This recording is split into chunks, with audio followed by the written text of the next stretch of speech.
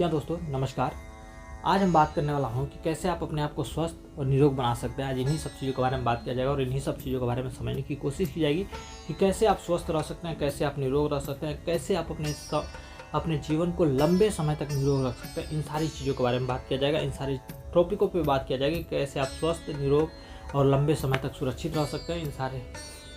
इन्हीं सब चीज़ों पे बात किया जाएगा। सबसे पहले बता दूं कि आपको स्वस्थ रहने के लिए, निरोग रहने के लिए क्या करना पड़ेगा, क्यों आप स्वस्थ और कैसे आप निरोग रह सकते हैं, इन सारी चीज़ों के बारे में बात किया जाएगा।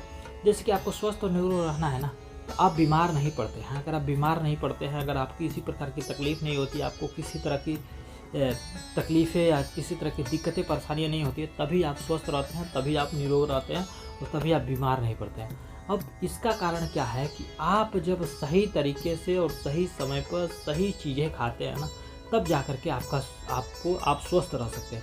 और तब जाकर के आपके अंदर का जो सिस्टम है, मेटाबॉलिज्म है, चाहे अंदर की जो कलपुर्जे हैं जो काम करते हैं, वो सारी चीज़ें तभी जाकर के सही रूप से, सुचारू रूप से काम करते हैं, तो जाकर के स्वस्थ रहते हैं, तभी जाकर के निरोग रहते हैं। क्योंकि हमारी जब डाइजेशन क्रिया जब सही रहती है ना, पाचन शक्ति जब सही रहता है, जब खाना का पचना सही होता है, समय पे खाना और समय पे खाना, ये दोनों सही समय पर अगर हो जाते हैं तो समझिए कि आप निरोग रहते हैं, आप निरोग रहेंगे और निरोग रहते हैं और आने वाले समय में भी आप निरोग रह सकते हैं।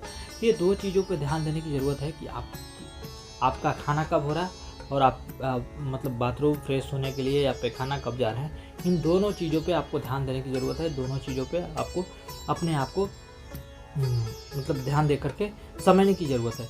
जब ये दो चीज़ सही रहेगा तो आप ऑटोमेटिक आपका सही दिनचर्या भी सही हो जाएगा, खान पान भी सही हो जाएगा, आप स्वस्थ रह सकते हैं, निरोग रह सकते हैं और लंबे समय तक आप अपने जीवन को और भी बेहतर ज़िंदगी से जी सकते हैं। रही बात कि आज के समय में लोगों को पेट क्यों टाइट हो जा रहा है, खाना सही से हजम नहीं हो रहा है, गैस बनने की शिकायत है, तमाम तरह की पेटों में दर्द होने की शिकायत है, तरह तरह की कई सारी चीज़ों की दिक्कतें परेशानियाँ आ रही हैं। अगर इन सारी चीज़ों का परेशानियाँ आ रही हैं तो इसका कारण है कि जो कुछ भी हम लोग खाना खा रहे हैं, चाहे जो कुछ भी खा रहे हैं, उस खाने में या तो मिलावट है, या तो उसमें किसी तरह की केमिकल का यूज किया गया है, या किसी गलत तरीके से उसको उपजाया गया है, या किसी गलत तरीके से उसको बनाया गया है।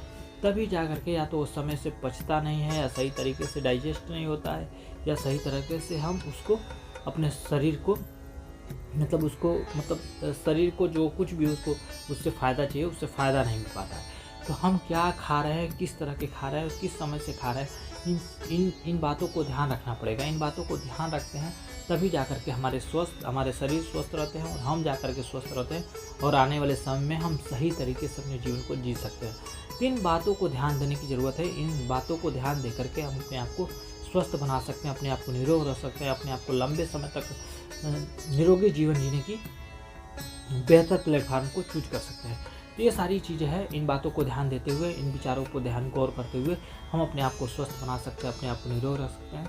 हम अगले बार बताएंगे कि क्या क्या किस तरीके से खाया जाए, कि किस हिसाब से खाया जाए कि हम अपने आप को स्वस्थ बना के रख सकते हैं, किस तरह से हम अपने आप को निरोग रख सकते हैं, चाहे किस तरह से बहुत सारी चीज़ों को हम लाभ ले सकते हैं। तो यही सारी बातें हैं, यही सारी विचारधाराएँ हैं। इन सारी बातों को फॉलो करते हुए, इन सारी विचारधाराओं को अपने जहन में उतारते हुए अपने आप को स्वस्थ रख सकते हैं, अपने आप को निरोग बना सकते हैं, अपने आप को लंबे समय तक सुखी रख सकते हैं। आज के लिए इतना ही। मिलते हैं अगली बार एक नए विचारधारा के साथ। तब तक के लिए धन्यवाद।